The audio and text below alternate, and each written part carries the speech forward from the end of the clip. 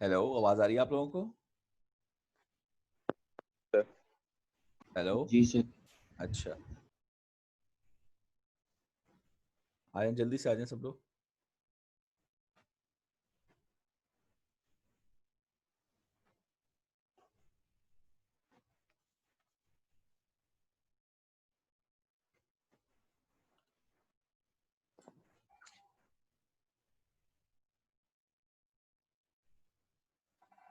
अच्छा जी, मैं शेयर करवा देता हूँ।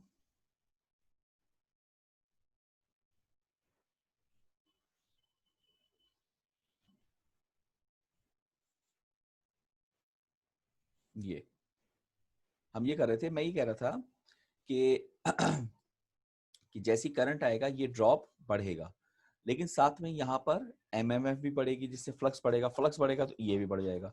तो मैं कहता है जब ये भी बढ़ रहा है और ये भी बढ़ रहा है तो फिर नेट रिजल्ट इस पर क्या आएगा? जी, अब सवाल समझ में आया भाई? जी सर। अगर सर ये सब्जेक्ट बढ़ता, अगर ये बढ़ता, ये नहीं बढ़ता तो ये बढ़ जाता, और अगर ये बढ़ता, ये नहीं बढ़ता तो ये गिर जाता। ये दोनों बढ़ रहे हैं। जी, क्या कह रहे हैं? सर तो मुस्तकिल मतलब ये आपका कर्व की तरह बढ़ता ही रहेगा, एक्सपोनेंशियली इंक्रीजिंग किसकी बात कर रहे हो? वीटी। नहीं नहीं, पहले तो मुझे बताओ इफेक्ट क्या है। आप क्या कह रहे हैं? वीटी एक्सपोनेंशियली बढ़ेगा? हम्म। क्यों? वजह? सर क्योंकि दोनों चीज़ें बढ़ रही हैं ना, आपका फ्लक्स भी बढ़ रहा है हाँ। और अगर ये बढ़ रहा है तो मतलब आपका क्या कहते हैं। नहीं नहीं, तुम बात ही नहीं समझे भाई। ये दोनों चीजें बढ़ रही हैं। ये चीज बढ़ेगी तो वीटी बढ़ेगा, मगर ये चीज बढ़ेगी तो वीटी गिरेगा। इसके बढ़ने से वीटी कैसे बढ़ सकता है? अच्छा फिर मतलब इंक्रीजिंग होगा लेकिन एक्सपोनेंट थोड़ा डिक्रीजिंग की तरफ जाता रहेगा, मतलब कि थोड़ा कांस्टेंट की तरफ जाता रहेगा। वजह? सर क्योंकि एक तरफ से ये बढ़ रहा है लीनियरली और फिर दूसरी तरफ से ये कम हो रहा है। तो इस तरह से तो इसको कांस्टेंट होना चाहिए ना। खुद ही तुम कह नहीं रहे हो एक सर तरफ से बढ़ रहा है, एक तरफ से लेकिन गिर रहा है। लेकिन दोनों का इफेक्ट सेम तो नहीं है ना। तो ये कैसे पता आपको सेम नहीं है? सर पिछले ग्राफ में आपने जो दिखाया था ना, वो जो फ्लक्स का था वो एक्सपोनेंशियली था और ये का जो वो रेजिस्टेंस का जो था वो लोड का जो था वो लीनियर था। हम्म। तो इसी वजह से अगर लीनियर अगर बढ़ रहा है और एक्सपोनेंशियली डिक्रीज हो रहा है तो फिर इसी तरह होगा ना। एक्सपोनेंशियली डिक्रीज कौन हो रहा है? किसकी बात कर रहे हो? फ्लक्स। नहीं नहीं, फ्लक्स तो बढ़ रहा है, डिक्रीज तो नहीं हो रहा। फ्लक्स तो नहीं बढ़ेगा। सर उसका जो इफेक्ट आएगा वो तो डिक्रीज कर देगा ना। किसका इफेक्ट? फ्लक्स का? जी सर। किसको डिक्रीज कर देगा? फ्लक्स का इफेक्ट? वीटी। नहीं, फ्लक्स का इफेक्ट डिक्रीज नहीं करेगा। फ्लक्स का इफेक्ट इसको बढ़ाएगा। फ्लक्स का इफेक्ट डिक्रीज नहीं करता। देखो ना, आपके पास ये फार्मूला मौजूद है ना, जरा गौर से देखो। आपके पास फार्मूला है ई ए इक्वल्स टू के इंटू फाइव इंटू ओमेगा। तो इस इक्वेशन में आपको क्या दिख रहा है कि फ्लक्स कभी भी इसको गिराएगा नहीं, फ्लक्स तो इसको बढ़ाएगा। अगर फ्लक्स बढ़ेगा तो ई ए ने बढ़ना है, और ई ए का बढ़ना वीटी को उससे बढ़ा सकता है, गिरा कैसे सकता है? फ्लक्स का गिराने का कोई ताल्लुक नहीं है। लोड गिरा रहा है मतलब। गिराने का ताल्लुक इसका है, इस चीज का। ठीक है, तो होगा क्या? मैग्नेटाइजेशन कर्व जो है, जैसे अभी आप कह रहे थे, वो कैसा है? एरर? मैग्नेटाइजेशन कर्व कैसा होता है? कुछ इंक्रीजिंग ऐसा होता है कि इंक्रीजिंग और फिर और फिर ग्रेजुअली कांस्टेंट होता है।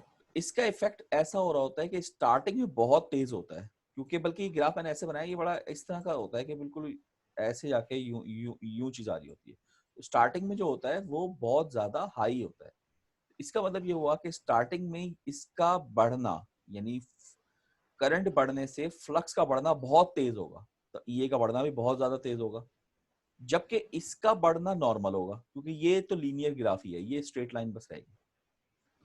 इट मीन्स कि इसका बढ़ना जो है वो नॉर्मल है और इसका बढ़ना एक्स्ट्रा ऑर्डनरी है। तो इसका मतलब ये इफेक्ट डोमिनेट करेगा स्टार्टिंग में। यानी जब लोड आप शुरू में देंगे तो जो थोड़ा करंट आएगा तो ये इफेक्ट डोमिनेट करेगा। तो ये इफेक्ट डोमिनेट करने का मतलब क्या होगा कि वीटी का नेट रिजल्ट क्या होगा? बताइए। इंक्रीजिंग। ये डोमिनेट करेगा। हाँ, नहीं नहीं, ये, हाँ, ये डोमिनेट करेगा तो वीटी का इफेक्ट इंक्रीजिंग हो जाएगा ना। जी सर। Yes sir. ये चीज चलते चलते चलते चलते जब सैचुरेशन की तरफ आने लगेगी इस जगह पे, तो सैचुरेशन की तरफ जब आएगी तो इसका मतलब ये कि इसका इफेक्ट जो डोमिनेट कर रहा था वो डोमिनेशन कम होने लगेगी, क्योंकि ये तो लीनियरली बढ़ रहा है। तो होगा क्या, थोड़ी देर के बाद ये इफेक्ट डोमिनेट कर जाएगा।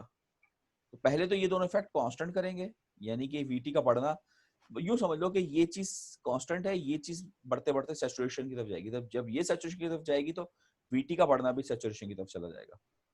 और जब ये एक दफा कांस्टेंट हो जाएगा तो फिर ये सिर्फ और सिर्फ गिराने का फैक्टर रह जाएगा। तो वीटी का बढ़ना नहीं बल्कि क्या शुरू हो जाएगा, वीटी का कांस्टेंट होने के बाद गिरना शुरू हो जाएगा। तो कुछ इस तरह की कैरेक्टरिस्टिक्स आपके पास आती हैं डीसी सीरीज जनरेटर की। आइए जरा इसको देखते हैं। ये हमने लास्ट क्लास में की है। ये आपको दिख रहा होगा, जिसमें आपको ये दिख रहा है विदाउट लॉस ईए की, या यूं कह लो ईए का कर्व। ये आपको दिख रहा है ईए का कर्व विदाउट लॉस का अंदर अगर रेजिस्टेंस जीरो कर दे तो यही होगा।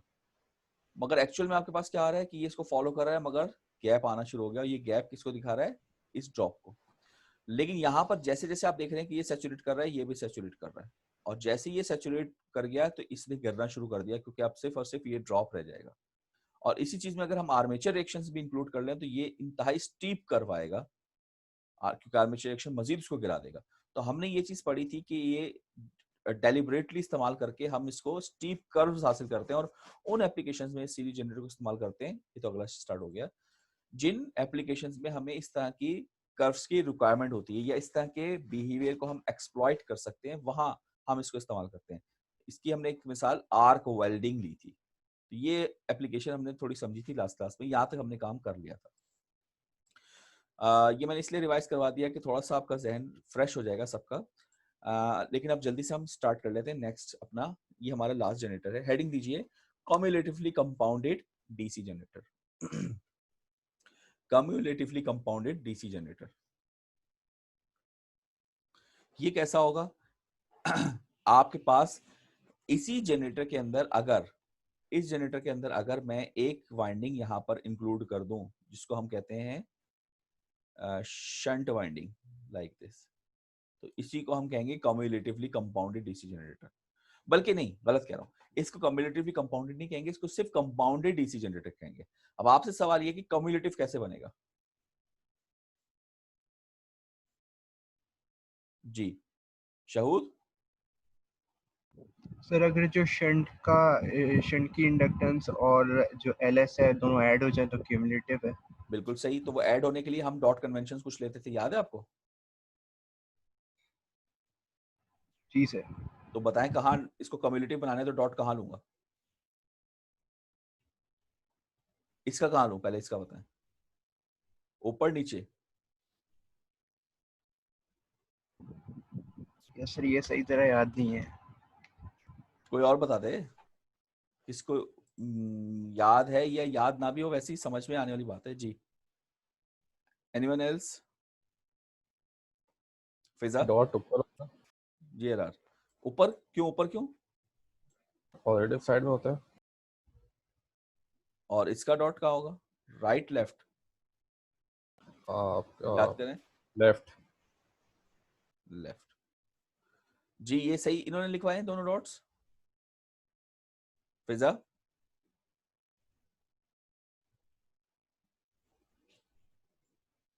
हेलो जुनेद?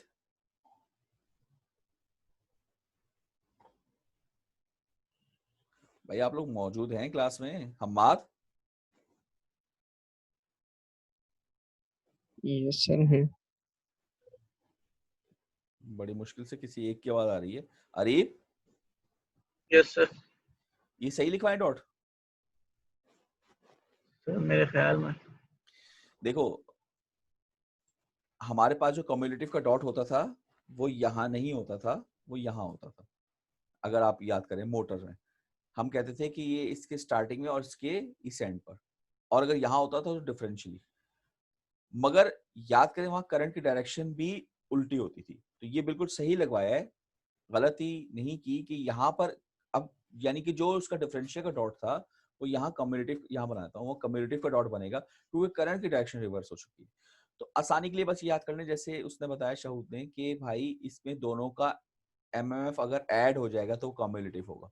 ऐड कैसे होगा कि दोनों का साइन प्लस हो, और प्लस साइन का मतलब क्या होता है कि अगर हमने कन्वेंशन पढ़ा था कि करंट डॉट में एंटर होगा तो एमएमएफ प्लस होगा, तो इसका करंट ऊपर से नीचे आ रहा है तो डॉट में एंटर होगा, ये तो हमेशा डॉट यहीं रहेगा।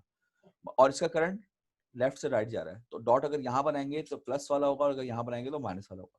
इसके बाद यहाँ बनाएंगे तो कम्युलेटिव और यहाँ बनाएंगे तो डिफरेंशियल। आइए अब जरा इसकी डायग्राम देख लेते हैं। ये आपको दिख रही है कि ये डॉट कन्वेंशन और ये डॉट कन्वेंशन।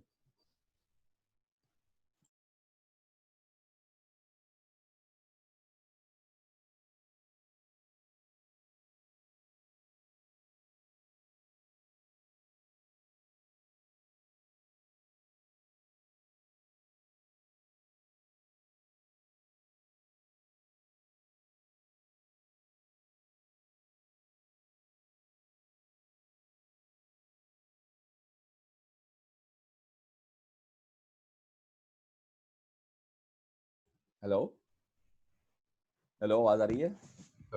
Yes sir. अच्छा, अब जरा इसकी एनालिसिस कर लीजिए। सबसे पहले हम इसके फील्ड करंट देख लेते हैं। फील्ड करंट आईएफ क्या होगा, तो ये इक्वेशन मैं टिक करता जाता हूँ, आप जरा चेक करते रहें कि फील्ड करंट हमारे पास कहाँ गया। ये इक्वेशन है फील्ड करंट की। आईएफ किसके बराबर है? VT over RF, simple. उसके बाद आप इसकी केवीएल इक्वेशन देख लें, वो ये है। उसके बाद आप इसकी केसीएल इक्वेशन देख लें, वो ये है। अब जरा इसमें गौर कर लें आप कि चूंकि ये कंपाउंडेड मोटर जनरेटर है, तो कंपाउंडेड जनरेटर में शंट भी है और सीरीज भी है। तो शंट इफेक्ट को पैरेलल इफेक्ट कहते हैं, और पैरेलल में वोल्टेज सेम होता है मगर करंट डिवाइड होते हैं, और सीरीज के अंदर हमारे पास करंट सेम होता है मगर वोल्टेज डिवाइड होता है। यहाँ पर दोनों इफेक्ट मौजूद हैं। तो हमेशा याद रखें कि जब सीरीज पैरेलल आए तो सेम वाली चीज नहीं, डिवीजन वाली चीज देखी जाती है। तो शंट अपने साथ क्या चीज लेकर आ रहा है? करंट की डिवीजन, जो कि केसीएल से रिप्रेजेंट करता है। इस नोट पर आप केसीएल लगाएं, ये वाली चीज इक्वेशन आएगी। तो ये दूसरे अल्फाज में कह सकता हूँ, ये वाला बिहेवियर रिप्रेजेंट कर रहा है शंट को। और दूसरी बात, हमारे वोल्टेजेस ऐड होंगे सीरीज में, ये चीज सीरीज का इफेक्ट होता है। तो वो वाली इक्वेशन केवीएल है, जिसमें आप देख रहे हैं कि वोल्टेजेस ऐड हो रहे हैं, यानी केसीएल पैरेलल पे लगता है। ये आपने एलसीए 8 वीक्स के काम में देखा था कि केसीएल की एप्लीकेशन कहाँ होती है? पैरेलल सर्किट्स पे, और केवीएल की एप्लीकेशन कहाँ होती है? सीरीज सर्किट पे। ये 8 हफ्ते का काम है आपका एलसीए का, वहीं से चीज आई। ये आपका इक्वेशन हो गई इसकी रिप्रेजेंटेशन शंट की, और ये इक्वेशन आपकी हो गई इसकी रिप्रेजेंटेशन सीरीज की। तो ये तीन इक्वेशन आपके पास आ गई। अब रह गया आपके पास नेट एमएमएफ, तो वो इक्वेशन ये लिखी हुई है। भाई नेट एमएमएफ क्या होगा? पहला एमएमएफ है फील्ड का, ये है, ये हमेशा प्लस होता है क्योंकि इसका डॉट हमेशा ऊपर रहेगा। दूसरा एमएमएफ है सीरीज का, इसमें प्लस माइनस आ सकता है, लेकिन चूंकि अभी हम कंपाउंडेड मोटर नहीं, हम कॉम्युलेटिव कंपाउंडेड देख रहे हैं, तो प्लस साइन ही लेंगे। माइनस साइन कब आएगा? जब डिफरेंशियल हो। तो डिफरेंशियल तो हम कर ही नहीं रहे, तो इसलिए माइनस साइन हमने स्किप कर दिया। तो इसमें हमारे पास करंट यहाँ से एंटर होगा, तो इसका भी साइन क्या आ गया? प्लस। माइनस आर्मेचर, ये तो माइनस ही होगा क्योंकि लॉस है हमेशा। नेट निकालना है, सब्स्टिट्यूट करें। NFIF स्टैटिक, NFIF ये होगा NSE, और यहाँ पे करंट गुजर रहा है IA, NSE IA, और ये FAR। ये इक्वेशन सब्स्टिट्यूट किया। आपको IF स्टैटिक चाहिए तो क्रॉस मल्टीप्लाई कर दें इसको, यहाँ पर ये कट गया, IF बचा, ये इसके नीचे आ गया और इसके भी नीचे आ गया। ये क्वेश्चन आपकी बहुत इंपॉर्टेंट है, जो आप इस्तेमाल करेंगे ग्राफ से फाइंड आउट करने के लिए। इस IF स्टैटिक को आप इस्तेमाल करेंगे। तो ये समझ में आ गई चीज, सारी क्वेश्चंस? Yes sir. आगे चलें। टर्मिनल कैरेक्टरिस्टिक्स देखें। टर्मिनल कैरेक्टरिस्टिक्स में हमारे पास कम्युलेटिव कंपाउंडेड में एक बड़ी ही जबरदस्त चीज आती है। वो चीज क्या आएगी वो हम देखेंगे ग्राफ में। पहले तो इसमें उन्होंने क्या कहा है, एक बात नोट करें कि वो कह रहे हैं कि सपोज दैट, यहां से जरा पढ़ें, suppose that the load on the generator is increased, कि इस जनरेटर पे सपोज दैट आपका लोड बढ़ेगा। लोड बढ़ेगा तो क्या होगा, यहीं से सोचना शुरू करें। क्या होगा? आप कहेंगे सर लोड बढ़ने का मतलब ये कि लाइन करंट बढ़ेगा। भाई एग्री तो करो, सही कह रहा हूँ गलत कह रहा हूँ? लाइन हेलो, करंट बढ़ेगा सर, लाइन करंट बढ़ेगा। क्योंकि आईएफ कम होगा। लाइन करंट बढ़ेगा तो मुझे ये बताओ कि इन दोनों करंट की सेहत पे क्या फर्क पड़ेगा? आईए और आईएफ की सेहत पे कोई फर्क पड़ेगा? सर पड़ेगा, क्या मतलब पड़ेगा? IA पे नहीं पड़ेगा, IF पे पड़ेगा। क्या बोला, दोबारा बोलो। सर IA पे कोई फर्क नहीं पड़ेगा, इस IF पे पड़ेगा। इस पे नहीं पड़ेगा, इस पे पड़ेगा। जी सर। उल्टा बोल गए हो। इस पे नहीं पड़ेगा, इस पे पड़ेगा, क्योंकि आईएफ की क्वेश्चन ये रही, वीटी ओवर आ रहा है, इसमें लाइन करंट मौजूद ही नहीं है। तो मेरे भाई आईएफ तो है, वीटी ओवर आया, जब तक वीटी और आरएफ कांस्टेंट है तब तक आईएफ कांस्टेंट है। तो अगर ये कांस्टेंट हो गया तो सिंपल बात है, लाइन करंट और आर्मेचर करंट सीरीज में आ गए, प्रोपोर्शनल हो गए। तो लाइन करंट बढ़ने का मतलब सिंपल कौन बढ़ रहा है? आईए। अच्छा आईए बढ़ेगा तो आईए बढ़ने से क्या होगा, यहाँ का ड्रॉप नहीं बढ़ेगा। जी सर। यहाँ का ड्रॉप बढ़ेगा तो इस इक्वेशन में अगर देखें ये ड्रॉप बढ़ेगा तो वीटी को गिरना चाहिए। ये कम होगा। हाँ, मगर आईए बढ़ने का मतलब ये कि ये चीज एमएमएफ बढ़ेगी, और एमएमएफ कौन सी है, ये एफएससी। ये बढ़ने, चलो यहाँ देख लो, आईए बढ़ने का मतलब ये है यहाँ से कि नेट आईएफ बढ़ेगा। क्या कहते हैं? जी। दोबारा सुन लो, आईए लाइन लोड बढ़ा, लाइन करंट बढ़ा, लाइन करंट बढ़ा, ये नहीं बढ़ा, ये बढ़ा, ये बड़ा। ये बढ़ा, तो इस इक्वेशन के अकॉर्डिंग ये ड्रॉप बढ़ा। ड्रॉप बढ़ने से वीटी को कम होना चाहिए, ये हो गई पहली बात। दूसरी बात, ये जब बढ़ेगा तो यहाँ का एमएमएफ बढ़ेगा, यानी कि यहाँ से देख लें, यहाँ से देख लें सिंपल, आईए बढ़ा तो आईएफ स्टैटिक बढ़ा, और आईएफ स्टैटिक बढ़ा तो ग्राफ जो इसका होगा आईएफ स्टैटिक के अकॉर्डिंग ईए बढ़ेगा। ग्राफ होता है ईए वर्सेस आईएफ, आईएफ बढ़ेगा तो ईए बढ़ेगा, और अगर ईए बढ़ेगा तो ये बढ़ जाएगा। इस इक्वेशन में आपके पास फिर वही दोनों फेनोमेना आ रहे हैं कि ये भी पढ़ रहा है और ये भी पढ़ रहा है। तो अब बताएं क्या होगा। तो यहाँ पर पहले तो अच्छा ये इफेक्ट तो पहले ये पढ़ लो, ये चीज मैंने यहाँ जो बताई है वो ये लिखी हुई है, पहले ये पढ़ लें। पढ़ें इसको एक मिनट।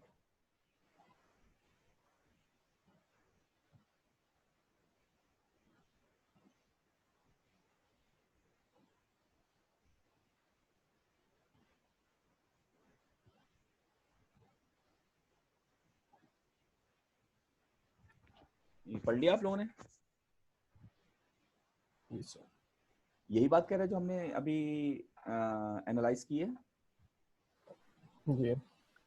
अच्छा, अब इसमें वो ये कहते हैं कि भाई ये देखो, ये चूंकि जनरेटर ही इस तरह का बनाया गया, बड़ा मतलब मेन जनरेटर है हमारा, तो यहाँ पर वो कहते हैं कि इस पे डिपेंड करता है एनएससी टर्न्स पर, यानी ये वाली टर्न्स कि ये कितनी लगाई हैं आपने। तो कितनी लगाई हैं, तो इस पर हमारे पास 3 किस्म की टर्न्स हो सकती है। नंबर 1 कम लगी हुई हो, नंबर 2 इंटरमीडिएट लगी हुई हो, नंबर 3 ज्यादा लगी हुई हो। अब आप कहेंगे सर ये थोड़ी वेग टर्म है, कम, बीच की, ज्यादा, ये किस पर डिपेंड करता है वो मैं अभी बताऊंगा आपको। लेकिन अभी सिर्फ थोड़ा सा ऐसी सोच लें कि कम लगी हुई है, मतलब होंगे कम, और एक थोड़ी मुनासिब लगी हुई है, और एक थोड़ी ज्यादा लगी हुई है। तो कम, मुनासिब और ज्यादा का हम नाम रखते हैं under compounded, flat compounded, over compounded. ये 3 तरह के हमारे पास रिस्पॉन्सेज हैं। यानी कि अगर नंबर ऑफ टर्न्स कम लगी हैं तो अंडर कंपाउंडेड, अगर मुनासिब हैं तो फ्लैट कंपाउंडेड, और अगर ज्यादा लगी हुई है तो ओवर कंपाउंडेड। तो ये बेसिकली किस पर डिपेंड करती है बात, ये डिपेंड करती है इस ग्राफ पर।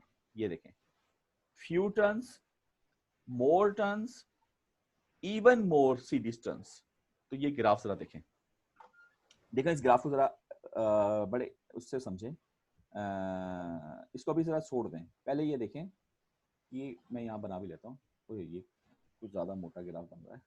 ये देखें, ये मैं ग्राफ आपके सामने बनाता हूँ। ये था वीटी और ये है आईएल, वही चीज है। ये एक आइडियल ग्राफ था। हेलो, आवाज आ रही है? हेलो। जी। ये आइडियल ग्राफ है। शंट का ग्राफ कैसे होता था? आप कहते थे सर शंट का ग्राफ ये था जिसमें ये आईआरए ड्रॉप आ जाता है। ठीक है जी। तो हम कहते हैं कि हमारे पास अंडर कंपाउंडेड, ओवर कंपाउंडेड और फ्लैट कंपाउंडेड क्या होता है। फ्लैट कंपाउंडेड का मतलब ये कि ये का रिस्पॉन्स पहले किस पे डिपेंड करता है, वीटी, वीटी बराबर है ईए माइनस आईएआरए। तो पहले ईए डोमिनेट कर जाए, बाद में आईएआरए डोमिनेट कर जाए।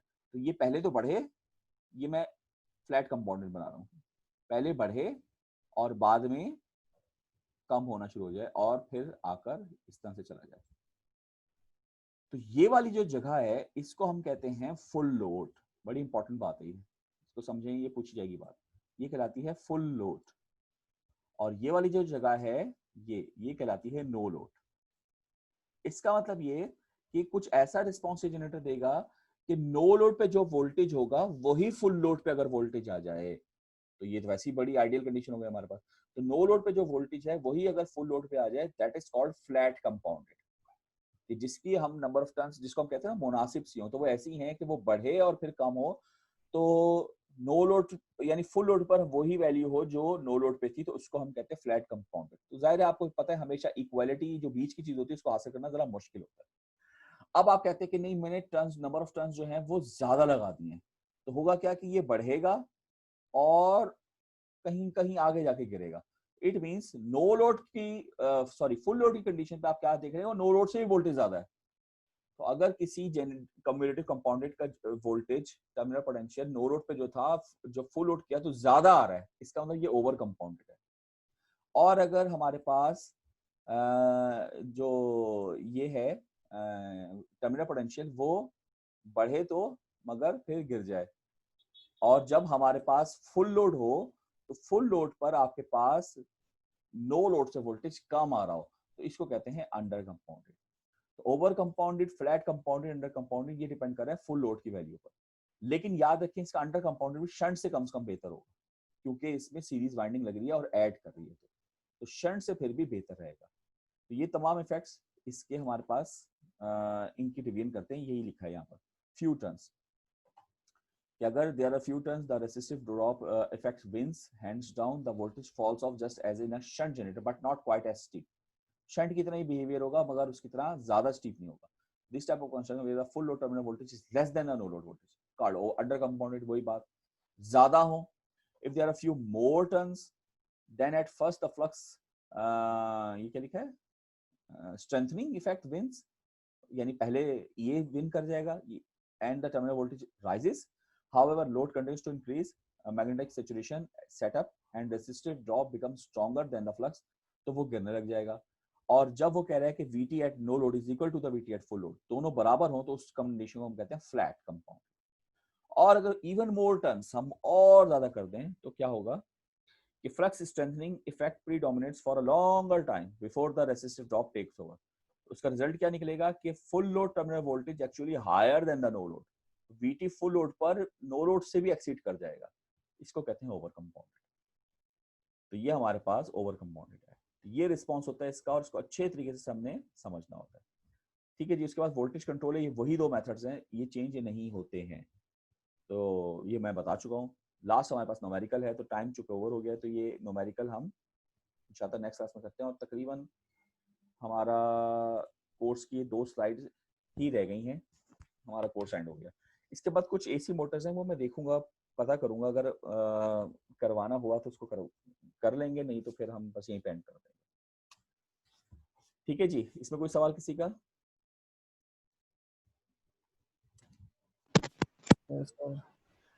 इसको पढ़ लीजिएगा अच्छे तरीके से, आपके पास वीकेंड है, और जो बच्चे जिन्होंने पिछली चीज़ें मिस की हुई हैं तो वो वीडियोस वगैरह देख लें, और नेक्स्ट वीक में ट्यूसडे को कोशिश करें कि सारी चीज़ें पीछे से देख कर आएँ, ताकि आप कुछ क्वेश्चंस पूछ सकें, और ये हम न्यूमेरिकल सॉल्व करेंगे, और फिर उसके बाद हम आगे की बात करेंगे कि जो भी हमें परफॉर्म करना होगा इसके बाद कैसे चलना है। पेपर्स तो आप सुन ही चुके हैं कि 22 तारीख से इंशाल्लाह स्टार्ट होंगे नेक्स्ट मंथ। ठीक है ना सर? इसका प्रोसीजर होगा क्या? हाँ, वो अभी बता दिया जाएगा आपको जैसे ही लाइन अप होती हैं चीज़ें। ठीक है, चलें फिर, ओके, आप लोग पढ़ लीजिएगा, ये क्लास में एंड कर रहा हूँ। अल्लाह हाफिज़।